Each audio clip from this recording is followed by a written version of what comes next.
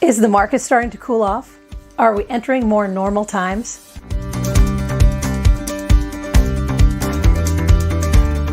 Hi, I'm Jen O'Hanlon with Wallace & Company, Sotheby's International Realty, and this is your September market update. You may have seen the news recently and are now wondering if the real estate market is changing and starting to get back to normal. I'm going to answer this question and provide you with information both on a national level and locally on MV. According to Odeta Kushi, Deputy Chief Economist at First American, quote, "We are seeing some signs of softening in the housing market, but context is important here. We're still very much in a seller's market, but we are seeing some early signs of softening." Probably the biggest news coming out is the drop in pending home sales. Maybe you've heard about this over the last month or so. Let's look at pending home sales nationally, going all the way back to 2012. You see we're clipping along at a nice pace, and then we dip down during the lockdown and come back up with a bunch of activity and home sales in the summer of last year. The recent drop is shown with the little red bar at the end. Notice that we are still ahead of where we have been historically. For context, if we were to draw a line, you'll see what a healthy market looks like. This guideline right here gives you perspective of a healthy market. On the Vineyard, we currently have just under 21 homes under contract. Last September, this number was 67. However, the average number of pending sales in September from 2015 to 2019 was 36. So while we are definitely down from this time last year, we are not completely out of line with what our historic numbers are. Additionally, the lack of available homes for sale is a significant factor in the drop of homes going under contract recently. Okay, so let's look at 5 reasons that show the current market is anything but normal. First, there is the mortgage rates. If you think about it, that's what has fueled the demand over the past year.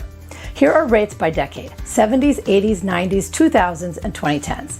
These numbers are so much higher than what we have become accustomed to. And look at today. We sit at 2.87% on the average 30-year fixed. So again, context. We certainly wouldn't say that's a normal market by historical standards. Next thing is home price appreciation.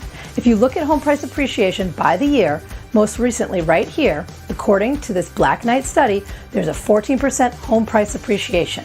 And you see the red bars there in the middle. Those are the years where we saw depreciation in the market. In Martha's Vineyard, way higher than the national average. In 2020, we were up to as much as 30% by some calculations. But what we should focus on right now is the national average appreciation.